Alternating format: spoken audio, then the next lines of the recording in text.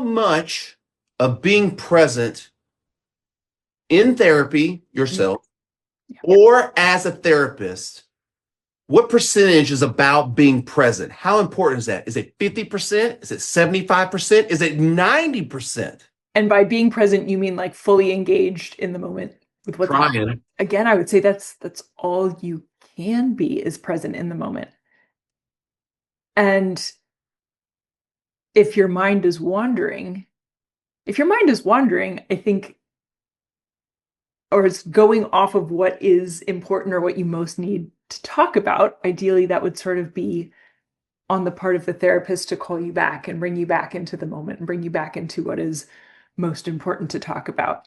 But I will say something, which is that there's a fair amount of truth to the statement that showing up is a hugely important part of that. And by showing up, I mean just like going to the session, or going because it's a promise that you made to yourself, or it's a promise that you made to your partner. And like podcast episodes, not all therapy sessions are going to be bangers. There's going to be some where you're like, that was stupid and I don't even know what we talked about. And like, that felt like super lackluster and I wasn't present. And like maybe something my therapist said was dumb or whatever, right? And then there's going to be some therapy sessions that feel incredibly impactful. But it is sort of the practice of showing up, right? Similarly to showing up for anything, whether it's a workout or a podcast or practicing piano, that there's going to be times in which you know that you didn't bring everything that you could have, or that because of just life circumstances, you feel out of it, down, unfocused, in which the therapy itself is going to feel like it's not helping. And it's kind of up to you to decide, like, hey, is this therapy overall, is this therapeutic relationship I have with my therapist and the things we've done in the past, is it worth it for me to stick it out and to keep going? Because I know that eventually I'm going to have another session that's going to unlock something for me. You know, something that's really been on my mind lately is just like consistency. Yeah. And I think, you know, this is what we're talking about, right? We're talking about like some events are going to be bangers, some events are going to suck, right? But like you show up for the bangers, right? You show up for the really good ones. And when a event sucks of any sort, right? You just can't, like, you just gotta not put too much energy in it and go like, I'm just really here for bangers. You know what I mean? Like that kind of sucked. We're gonna go ahead and just push that off to the side. I'm waiting on the next banger to come in, right? And kind of have a short memory in that way. Mm-hmm. And I think, you know, I walked out of a therapy session a couple of months ago or whatever, and really retrospectively, I mean, I've thought about it a lot. I think we've even talked about it a lot, but if I said this before, I apologize. I really wish I would have stayed. I really wish I would have stayed in there because I feel like that. This is during your walkout, your therapy walkout. Yeah, I really wish I would have. I really wish I would have stayed because I think I could have if I really would have tried, but I wasn't in the mood to try. You know what I mean? I didn't show up to try. You know what I'm saying? Oh, I definitely know what you're saying. And I always find myself questioning, could I have forced myself to do that thing? Was it possible in that moment? Maybe it wasn't. Maybe you really did have to go, or maybe you really didn't have the capacity to stay and do that thing. If you would have stayed in intense discomfort, I mean, something would have come up. I mean, I still feel like I made the right decision. I'm not like, you know, questioning my decision to leave. Just given the situation again, with enough presence and awareness, I'm hoping that I would stay. Right? Does that make sense? Yes, it makes total sense. And I wasn't present that day. This was in a couples therapy session. It was a couples therapy session. That is in a couples session. It is really easy to space out if you're not the one talking. It depends. But like, look, this is just me. This is my couples therapy recommendation. I don't know. You can tell I me. love it. Please tell me the couples therapy recommendation. You're like, no, don't do that. Um, when I go, when I talk, I try to be as clear and precise. I try not to blame and point fingers. I try to talk about how I feel and the things I need and want. And that's really, really hard to do. Okay. And when someone else is talking, I try to hear what are they saying they need? What are they really trying to say? You know, if they're telling a story about like how I was a piece of shit, what are they really trying to say? They're saying that their feelings got hurt, they felt let down, or whatever.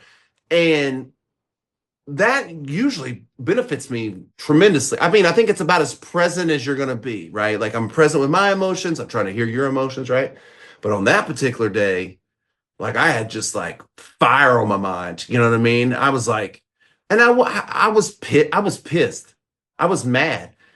And then in the session, something was said that I just totally checked out. I was just like, boop, done. You know, I was like in my mind. I mean, this is me being really honest. I was just like, I'm No, out. of course.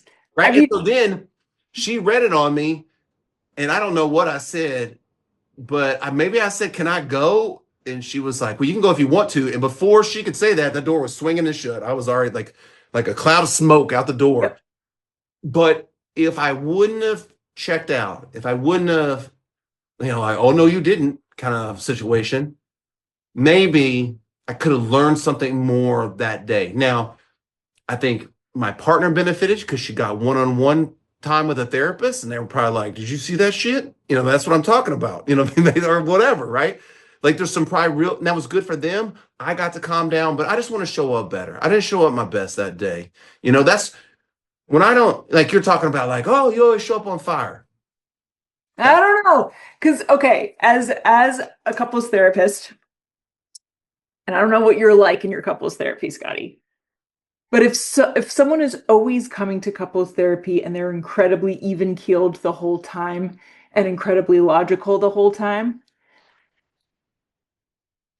there's something missing, right? It's like having the strong emotional reaction is a huge part of the couples therapy. And so if someone is just always staying here and like cool, calm, collected, logical, like I hear you, yes, and they're kind of like, I don't know, they're like validating um and it's one thing if you have worked with them for a while and you know that is sincere, but if you're always cool, calm, and collected in a session, I always do, as the therapist, I'm always going to dig a Oh, little but bit don't into get that. twisted. I mean, like I ain't holding it together the whole time. You know what I mean? Like obviously I walked out of the session. You know what I mean? Like so No, it's that not. teaches me that you're really present. That teaches me that you're present.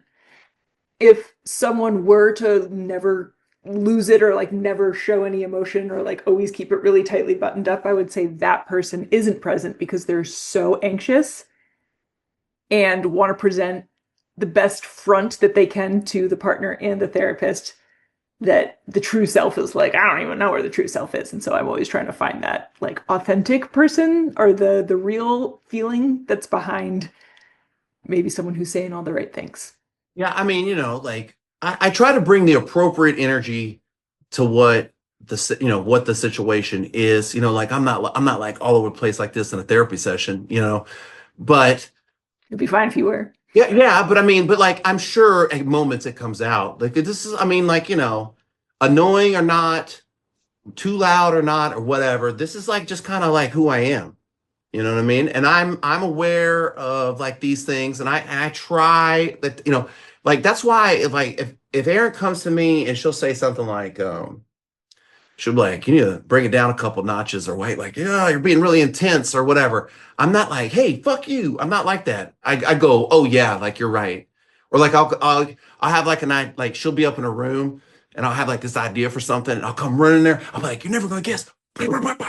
And she's like, whoa. She's like, bring it down, And I'm like, oh yeah, I'm sorry. You know what I mean? Like because I know. Yes. And I think that doesn't make it okay, make it okay per se.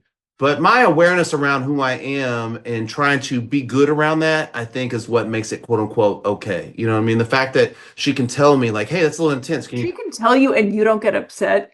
Well, no, and maybe you do get upset, but if she can tell you and you can acknowledge it, I would say that does make it okay because that is a huge part of your personality. If Scottie, if you were chill and calm and I don't know, silent, I would be super worried about you. Well, I mean, at times I can be. And like, like when I'm here at the house, like by myself with my family, I'm not just like, all the time, you know what I'm saying? But I just think that, I don't know. Um, I just think that, uh, again, trusting myself comes with like, I have to do all this stuff. I have to build this awareness. I have to do these things so that I can order to trust myself. So when people come with me and things, they go, that's not the way you do that. I can either go, you're wrong, or I can go, I didn't think about that. You know what I mean? And Mhm. or I can go like, yeah, you're absolutely right. I guess I could say that. But I'm saying like, a lot of times when you're challenged, it's either like, you're wrong. But like I'm always like, well, let me think about that. You know what I mean? And in that moment where Aaron goes like, like, hey, calm the fuck down, I'm kind of like, oh yeah, you're right. Like I question, I go, oh yeah, you know what I mean? And I do that with I try to do that all the time. I try to do that with my daughter. Like, you know what I mean? I told a story on another podcast that I was watching where she did to me today. We were playing video games and let me say, I was not mad. I wasn't mad at her. I was just mad that we're losing. And while we're playing, like I'm sure I got short. And she goes, "Daddy, are you mad?" And I was like, "Shit." I was mad. I mean, That's and I all go, in video games. I'm not mad. I mean, and I could have explained that I'm like upset that we're not winning the game, but then she would think that's about her. But even in those moments when we win, I make sure I'm like, "Hey, boom, teammate, we won," because I want those situations to be more dominant than the times where I was frustrated.